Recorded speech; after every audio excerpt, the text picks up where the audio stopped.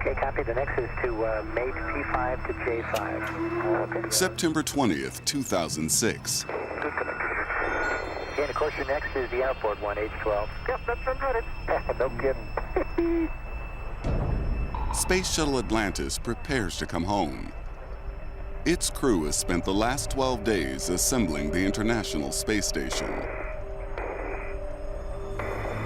Then something happens that no one expects. Okay. Houston, Atlantis. Go ahead. There's some kind of reflective structure. Mission Control asks Commander Brent Jett to describe what he sees. A structure that's definitely not rigid, or it's not a solid metal structure. Doesn't look like anything I've ever seen on the outside of the shuttle. That's for sure. Mission Control take remote control of the payload bay camera. That's when things start to really get interesting. Okay, we're seeing 3 or 4 objects. No, there are 3 objects. Strangely enough, at that point, you have multiple objects, 2 more that join in and essentially form some sort of triangular formation. For 20 minutes, Atlantis tracks the flashing lights across the sky, beaming images back to Mission Control. They're going over the video that you guys sent down. Video is looked at right away, and engineers jump on it right away. Find out what it is. When news of the sightings reaches the media, it causes a sensation. Everyone's buzzing about these 3 objects that we're seeing. We're awash with stories about unexplained craft, but when you get these from astronauts, you pay a little bit more attention. In the lore of what are termed unidentified flying objects, one of the most iconic shapes in all of that is the triangle, so this fits the bill. Based on the way the objects are moving, NASA assumes this is space debris reflecting the sunlight. You are flying through a vacuum, so things that are out in space will generally tend to hang out together. Having 3 objects, you always have a triangle. But not everyone agrees with the official explanation. NASA's explanation of space junk, to me, is just, just ridiculous. They should be able to recognize what space junks are. These guys are astronauts, okay? They're trained for this. But NASA really does suspect they're tracking space junk. And they're worried. Because 3 years earlier, shuttle debris brought down the Shuttle Columbia. Following what occurred on STS-107 when we lost the Columbia, NASA is very interested in tracking virtually every piece of debris. NASA fears the Atlantis is seeing a critical piece of its hardware that's broken off. In Mission Control, we really want to get pictures like this of anything floating nearby any shuttle, especially if it appears to have come off the shuttle. This kind of warning that was missed in 2003 are the warnings you want to get every time, and you want to find them out, you want to see them, you want to report them, and you want to react to them. Unsure what these unidentified objects are, NASA doesn't take any chances. They've decided that based on this object that we saw, that we're going to wave off tomorrow. So our next deorbit opportunity is going to be on flight day 13. Atlantis, we copy. NASA delays the landing so they can check that Atlantis has not been compromised. This is Mission Control Houston during this survey to confirm the integrity of Atlantis' heat shield. In this case, it looks like it's more likely to be an incidental object broken free accidentally from the shuttle. And I believe that's in the end the NASA decision. One day after first sighting the mysterious flashing lights, STS-115 is finally cleared to land. 15,400 miles an hour. Altitude 225 feet. When they later examine Atlantis, NASA confirms that it was hit by a micrometeorite.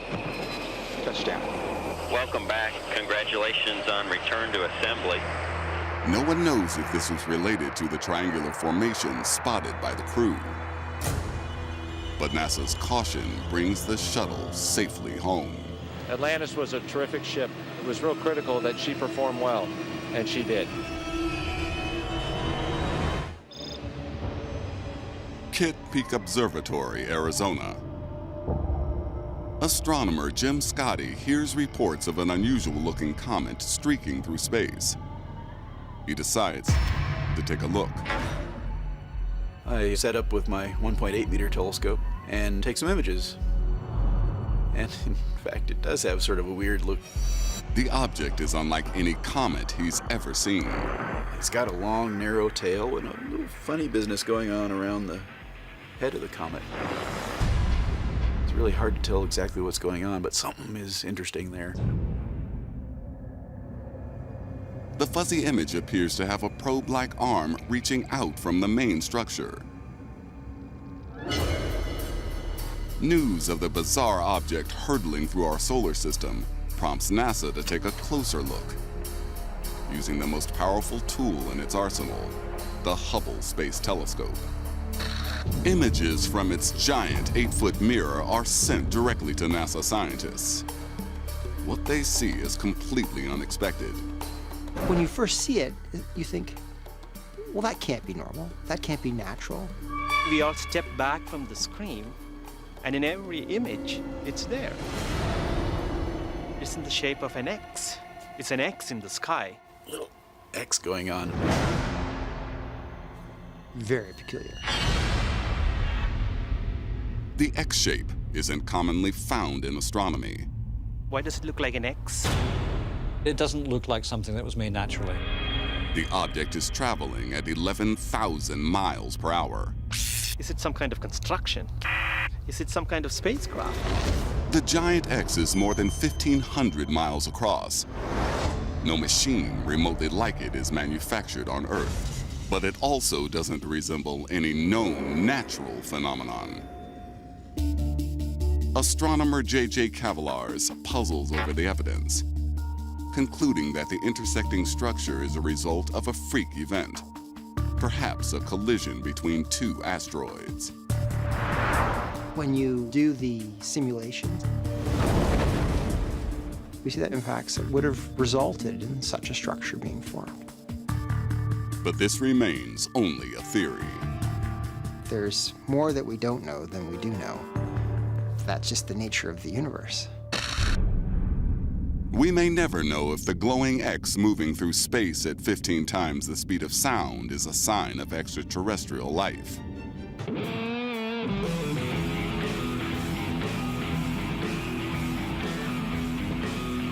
So here we go.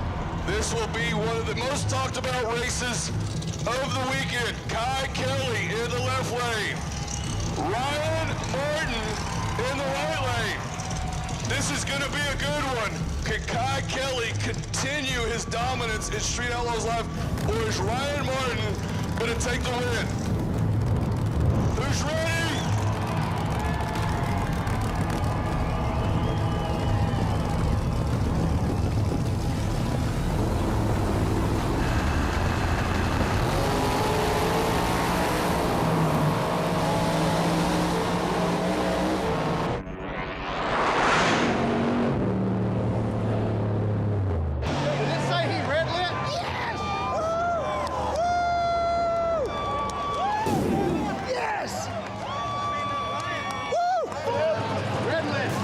Turns out I guess he red lit. So one good thing is he was number 4 in points, and I'm number 1. So therefore we get rid of him. I continue to advance with my number 1 points lead and keep him from advancing any farther than his number 4. Oh, he didn't catch me. They said I red lit. I didn't red light. Left on green, and they said I red lit. Yeah.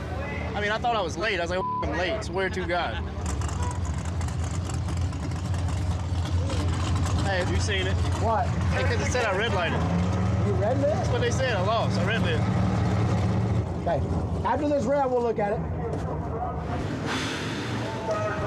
It's really up top, and I'm like on the gate.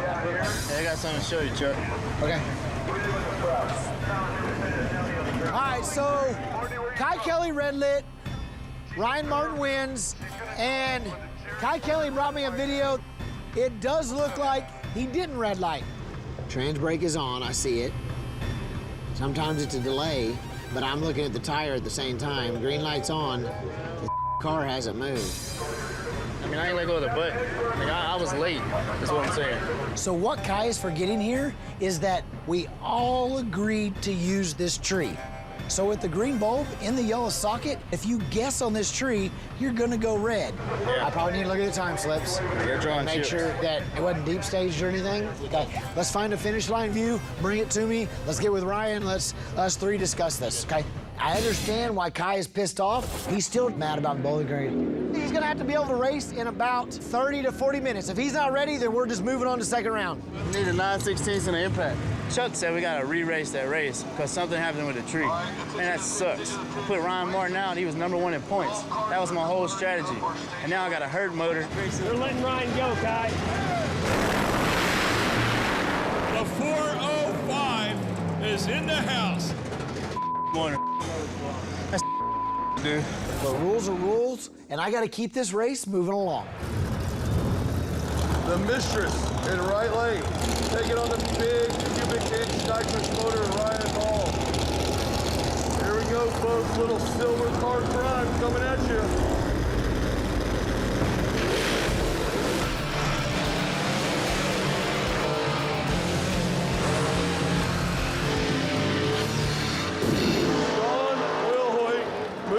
Next round, Ryan Hall had issues. First round, we drew Steve Wiley. He's a fast truck, but I got something for him. I'm not one bit scared. So here he goes. Steve Wiley in the left lane. Brad Eglin in the right lane in Luminasti. Is he going to be able to take out the beast, Steve Wiley?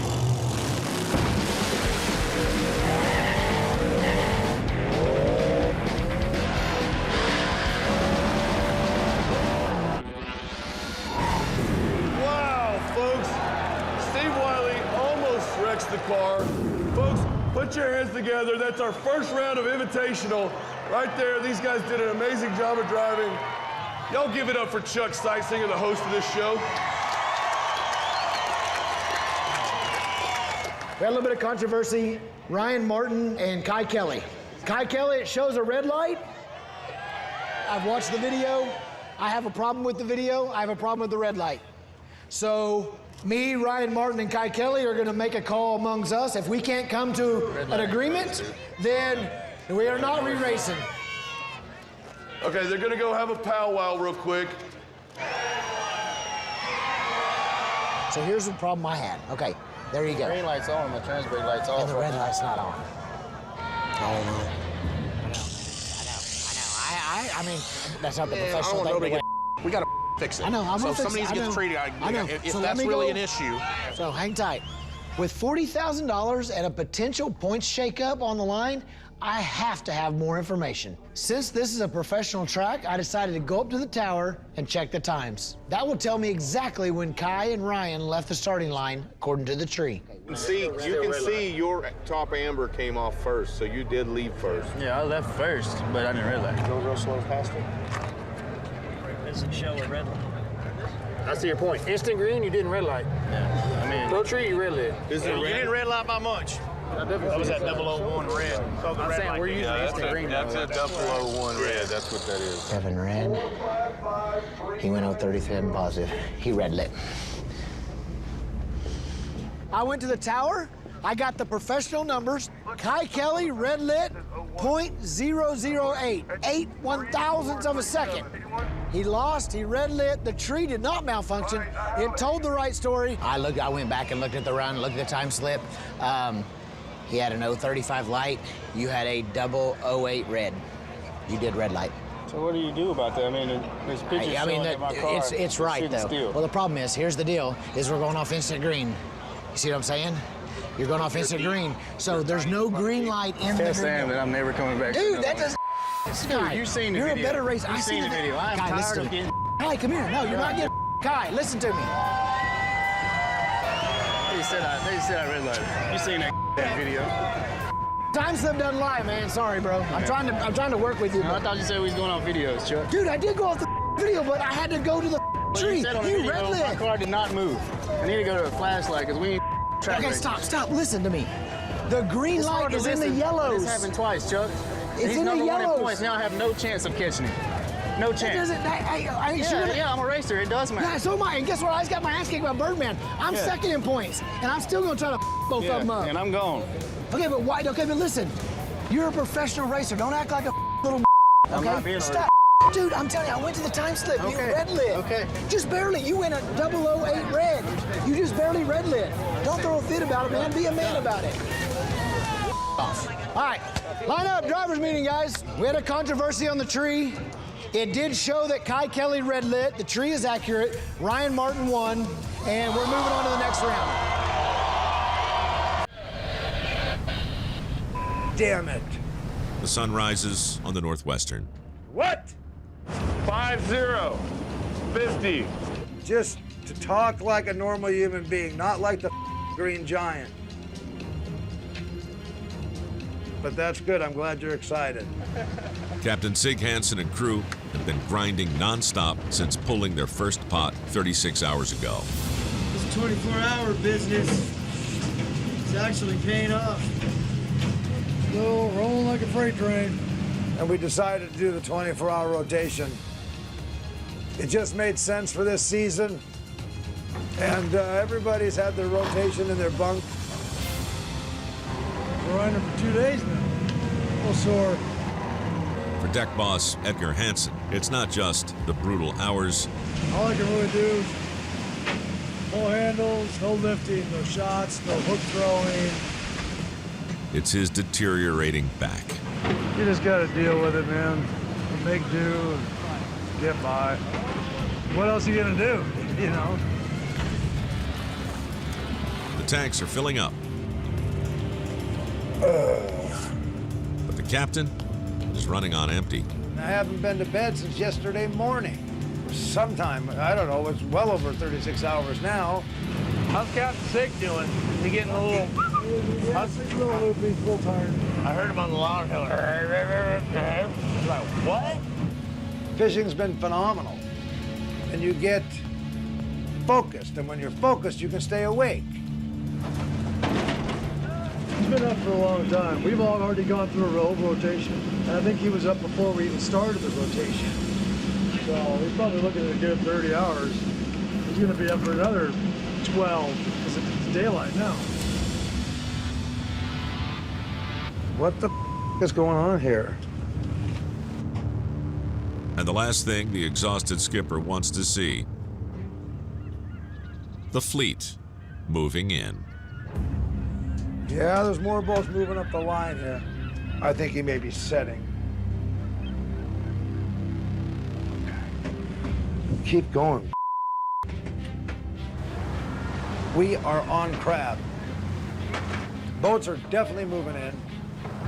If you want to keep what you found, you got to be aggressive.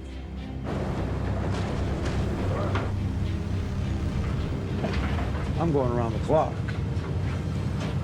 I don't care.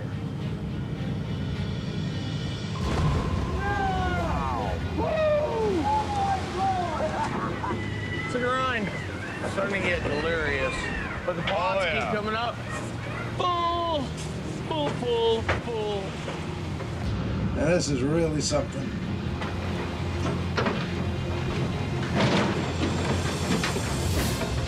The Northwestern has fished for 2 days nonstop to stuff their tanks before the fleet moves in. Guys are moving up, though. That's the thing. I see boats coming up all the time. When we set this string, it was clear as a bell. And today, it's just crisscross with gear. But 22 boats on 12 miles. It's a lot of boats. Kind of under the gun, you know. We're trying to beat all these boats. Set it when you're ready. Stake our claim, you know. Make this area our own for now. We want to go in with the boat full to save time. And the only way to do that is to pull gear. The only way I can do that is to stay awake and make it happen. Captain Sig Hansen landed on the crab 48 hours ago. Siggy! Yeah! He's been awake ever since. I want those crab. I want this boat full. Just that simple. I'm okay. I'm not as okay as that guy up there who's been up for about 48. And that's really hard to be up in the wheelhouse because you're just sitting there. It's warm.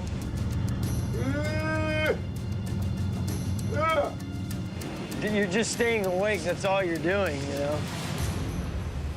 Fill this boat. That's what we gotta do.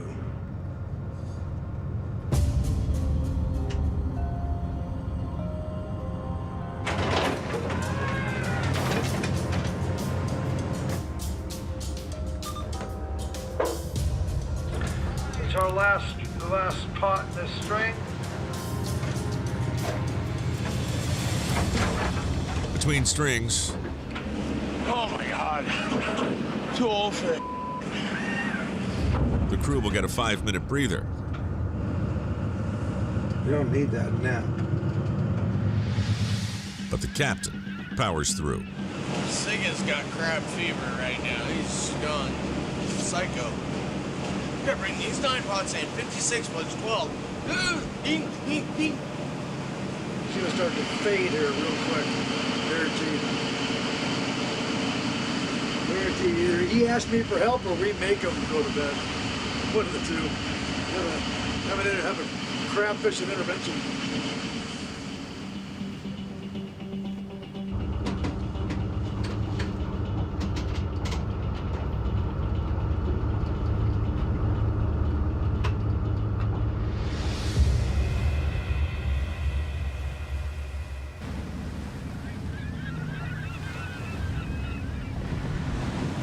There's no pot coming. What's going on here? You sleeping?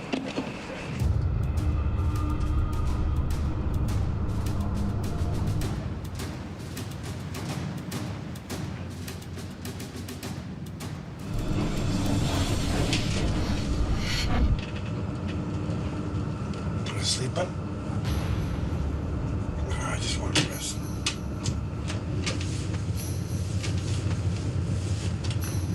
Say uncle yet? Huh? Say uncle yet? No. Just waiting for it. Oh, did you go past it? Where the f is it? Damn it, it's a mile. I was just sitting there nogging off. So I'll be ready to jump. Good.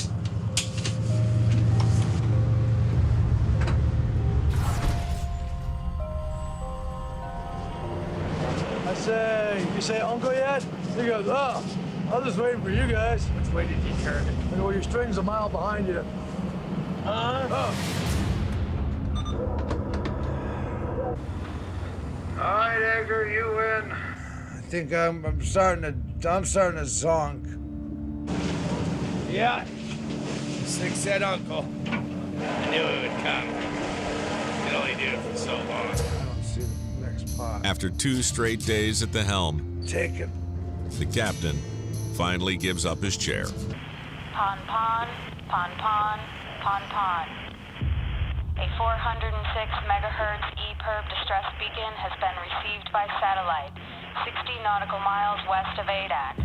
The beacon is registered to Western Venture, call sign WDG 5225. Western Venture. Pretty sure I know. It's a little guy. He's only 59 foot. Keep a sharp lookout for signs of distress and assist if possible. Not good.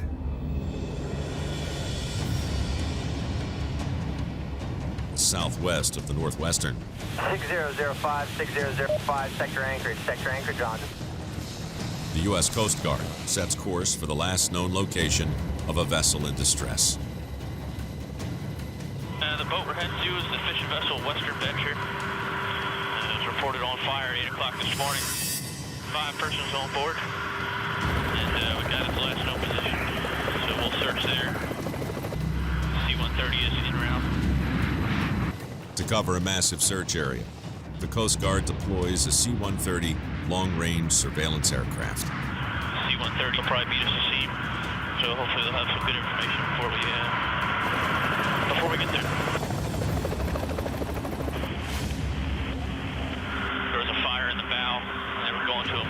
So the Western Venture's on fire right now. They did a Mayday. That would suck. That's the scariest thing ever. They just caught fire. They can't get it out. One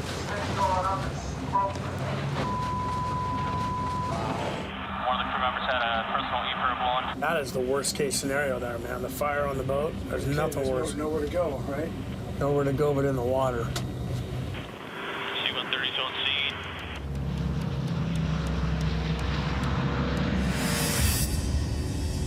Important that the boat looks like it's on fire.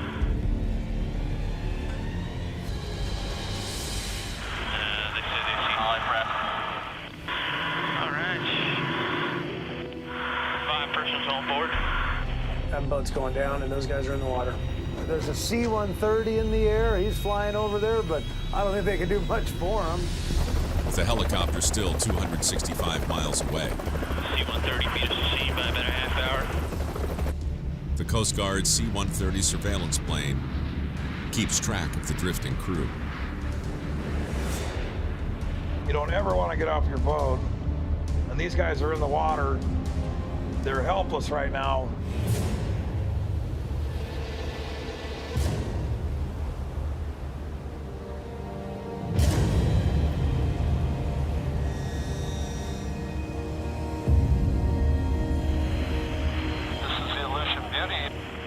I believe I'm the closest vessel.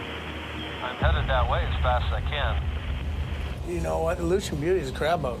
Oh, I know. Yeah, they're probably, you know what? If they're on scene, they'll get those guys out of the water. There's a good Samaritan boat that's starting to make their way towards them. The captain of the Aleutian Beauty gets his boat in position to pull the life raft aboard.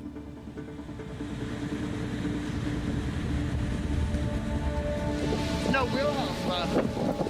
All that's left is that port side structure of it. That's it. There's no saving that. Wow.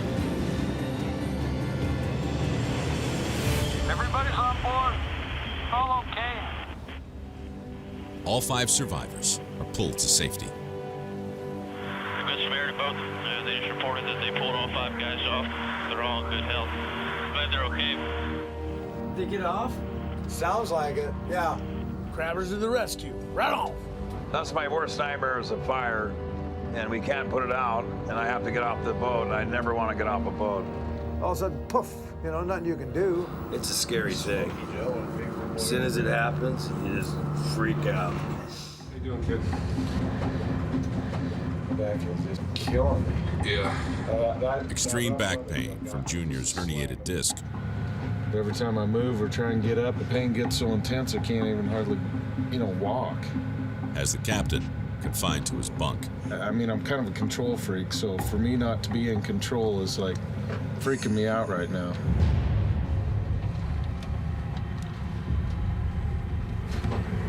Yo, Junior. Hey, man, I know you wanted to get going at daylight. You all right? I can tell you this. I'm gonna have to cover my slack, because I don't know how I'm gonna sit in that chair all day long. There's no way I can do it. No freaking way.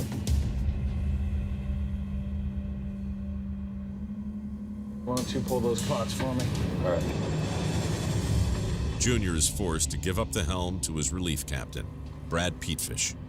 Just so frustrated at myself, I guess. I mean, I don't know who else to be frustrated at.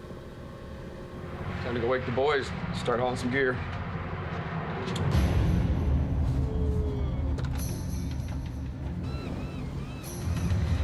Junior's hurting, and the weather's still getting rough. It's probably gonna get rougher. The crew prepares for the first haul of the season. Fortunately, I can drive the boat for them, and we're just gonna keep going. Without their captain. We're gonna go haul some red crab pots.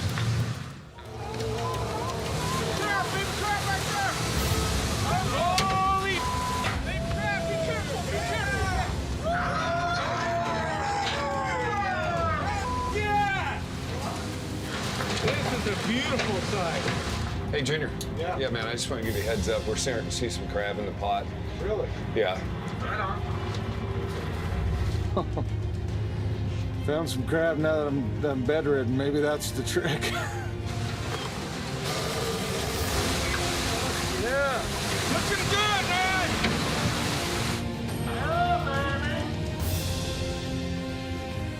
Big crab!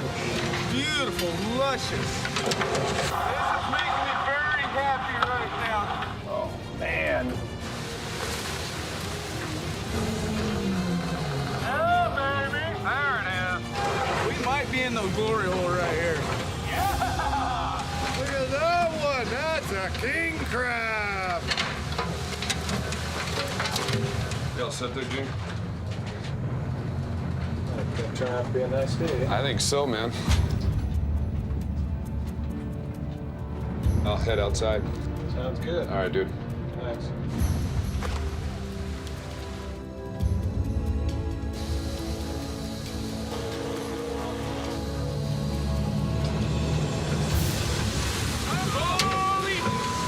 Holy crap! That's phenomenal fishing right there. Phenomenal. Yeah, baby, this is sweet. This is what the doctor ordered right here. Oh, man, yes. This is exactly what I needed. But the adrenaline rush is helping. I mean, my back's hurting, but it's by no means like it was last night. It's just what the doctor ordered.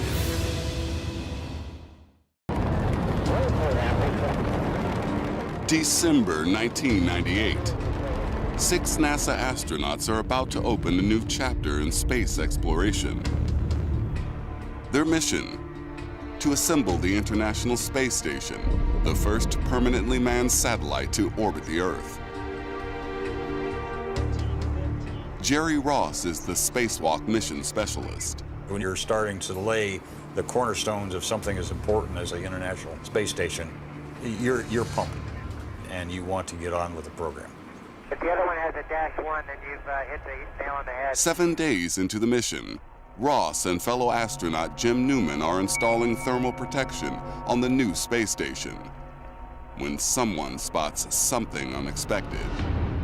The crew member said, "What's that?" And I'm starting to look around, trying to understand what's that? What are they talking about? The crew immediately follow NASA's UFO sighting protocol. The first thing we try to do is to take pictures of what we see so that we have photographic evidence.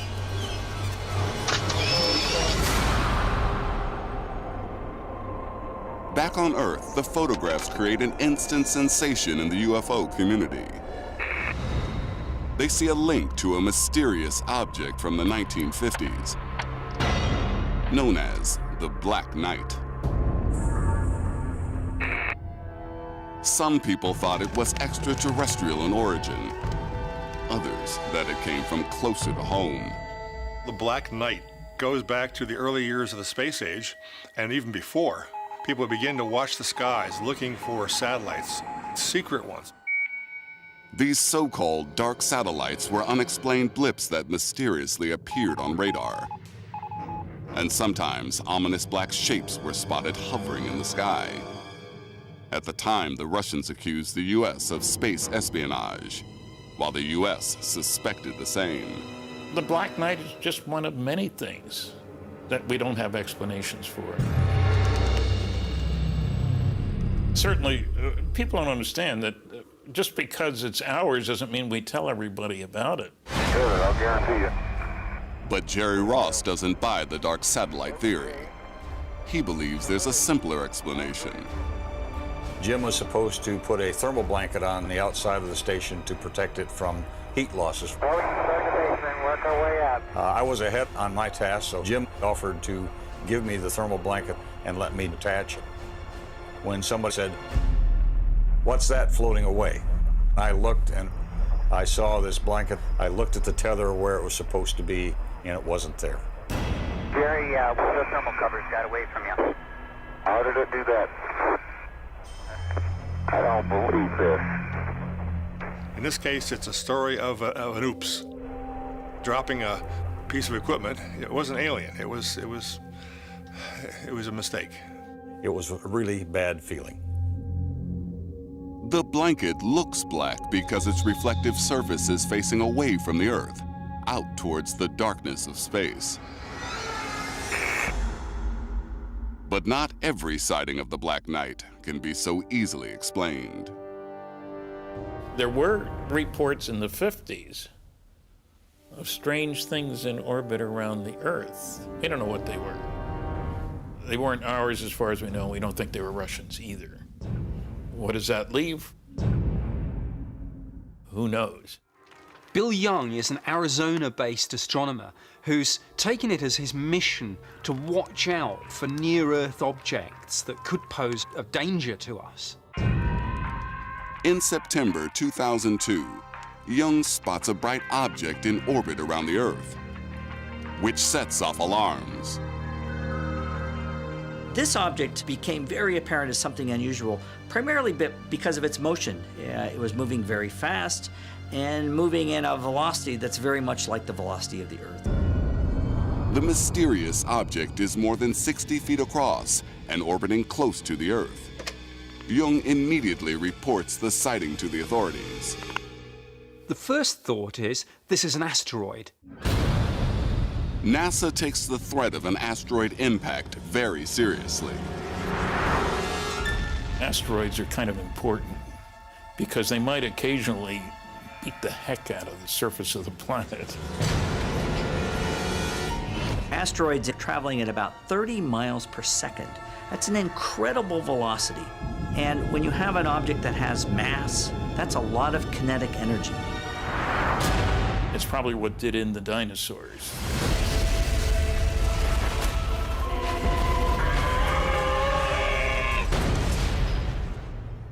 But asteroid J002E3 isn't behaving like an asteroid at all. Most asteroids trace a regular orbit around the Sun within the belt between Mars and Jupiter. But this mysterious object doesn't do that. This thing goes around the Earth, then it shoots off, it goes several times around the Sun, it comes back. Concerned, NASA's Jet Propulsion Laboratory joins other scientists in the investigation. They direct the infrared telescope in Hawaii towards the object for a closer look. This is the most odd thing we've ever seen. And we pulled up the spectrum, and it was full of paint. The exotic anomaly has a coating with the same chemical signature as industrial paint. This object was no natural asteroid. It was unlike anything we'd ever seen before. It's paint. This can't be an asteroid. Raising an alarming possibility. When you think about it, we use spy satellites, and here's this object orbiting the Earth. Why wouldn't an alien culture use spy satellites? NASA's Jim Oberg doesn't buy that theory. He supports further investigation of the paint evidence. Detailed analysis of the data reveals the entire surface of this 60-foot object is covered in titanium dioxide, a compound that makes paint white. The color of NASA hardware. But if this is a part of a rocket, it's in a very strange place. The question is, how did it get there? NASA connects the dots and comes up with a plausible explanation. Based on the orbit, and based on the fact this object is covered in paint, we're able to calculate backward and determine that this object